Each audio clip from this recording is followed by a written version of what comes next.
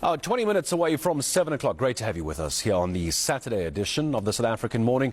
I'm Gareth Edwards. Education, we know, is pivotal to move our country forward economically. The issue has always been, though, access to equal and equitable education. But very cleverly, Oxford University Press, well, they're rolling out, I mean it literally, a mobile library trolley. It's so clever. The initiative is going to help boost literacy. The service being provided at a foundational phase, so very, very young ages at schools and along with educational NGOs. It's all the rage at the moment to improve literacy and encourage the quality of education. This is a great way of doing this as well. Let's talk about the importance of mother tongue-based bilingual education. It's a bit of a tongue twister, I know. I have a story coming up on that in a few minutes. But why is this so important? And I want to hear about these trolleys. I'm joined on the show by the organization's Mr. Charles Sibiya, who's come in this morning. Charles, wonderful to have you on eNCA. Are we talking about an actual trolley in this case? Just explain this to me. Yes, thanks for having me. We're talking about an actual trolley. It's a mobile trolley. Yeah. It can be moved from one classroom to the next. It's filled with reading materials and storybooks. And how many are there? Well, we started in 2022 and we donated about 280.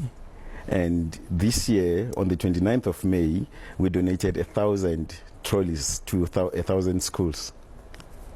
And what's on these trolleys? We know we're talking educational material. Is this something I would find in a library? I see a library picture behind you at the moment. Is it what's in a library, or who and how is it decided what goes on these trolleys?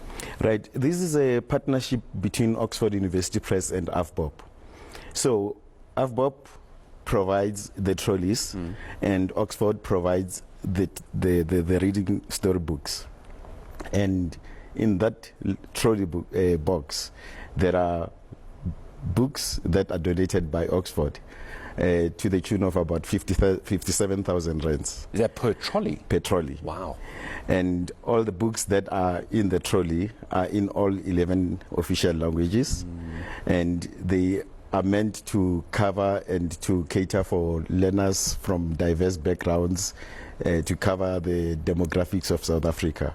So generally, this partnership has been going on and it has been tremendous, and we see the positive results of it.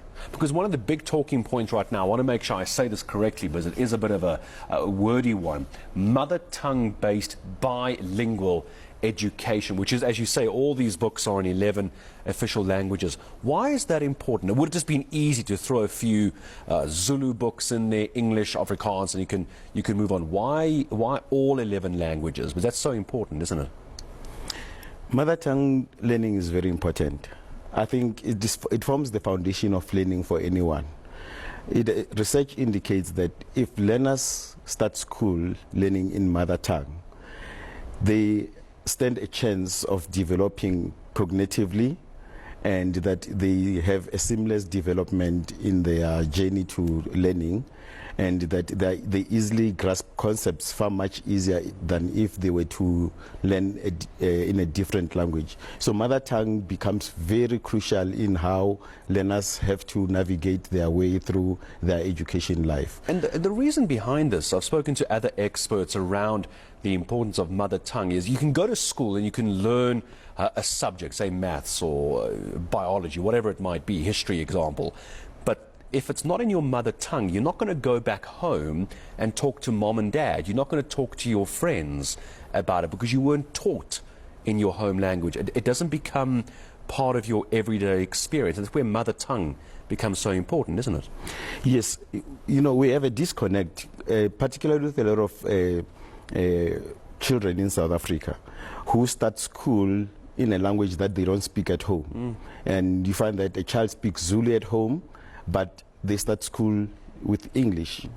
Now, those kids are not properly anchored in any language.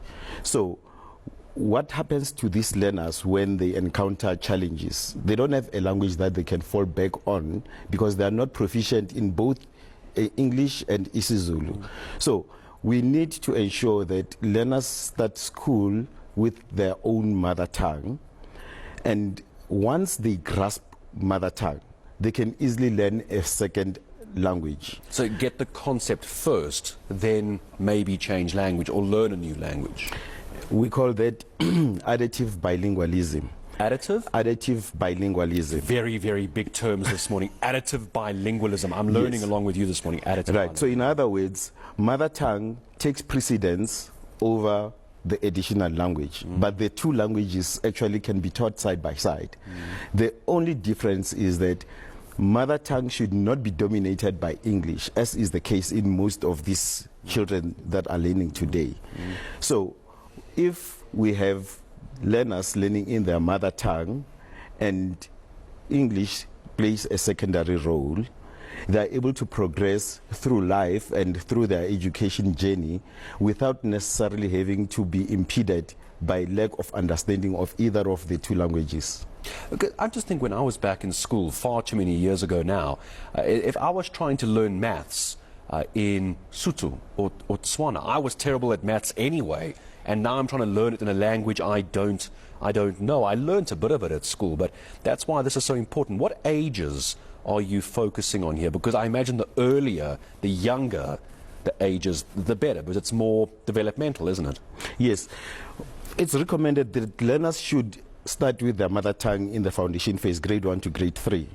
Then English can be introduced perhaps in grade 4.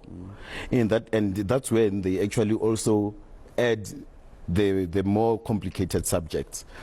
But what you are not saying in your sentence there is that they must first learn the concepts, and they must be able to express themselves far much better in their language before they can take up the big subjects like maths or science.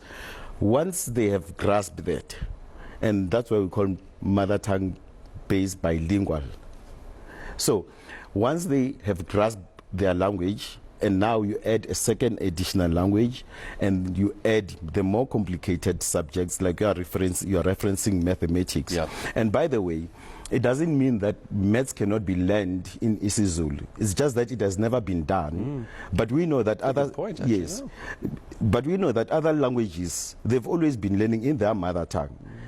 We know the French learn in their language, the Chinese learn in their language, the Japanese learn in their language. So it's only us in Africa, or in South Africa specifically, where we haven't done it. It can be done, basically. It doesn't mean that our languages cannot be scientific. They can be scientific. It's just that it has not been done. So it's a fallacy to think that English is the only language or the medium of instruction that can enable us to learn difficult subjects like maths and science. No, we can do it in African languages. Of course you can, because that's what you understand. Yes. Maths is difficult enough, and then trying to learn maths in a language you don't know that well makes it even more difficult. On the trolleys, you mentioned 1,000 that you have at the moment. What's the goal? What's the aim? What timelines do you have? Right. We shouldn't be deceived. We should acknowledge the fact that we have serious challenges in South Africa, literacy and numeracy challenges. And Oxford and AVBOB have taken note of that, and they are putting their own initiative to address those challenges. So what we have in those trolley boxes are literacy books, as I indicated, that in all official languages, because we want to plug that gap to ensure that learners are given an opportunity to access reading materials, because one big challenge that we have is access to reading materials. Now, the time frames are such that we intend to have this as a lifelong kind of an initiative.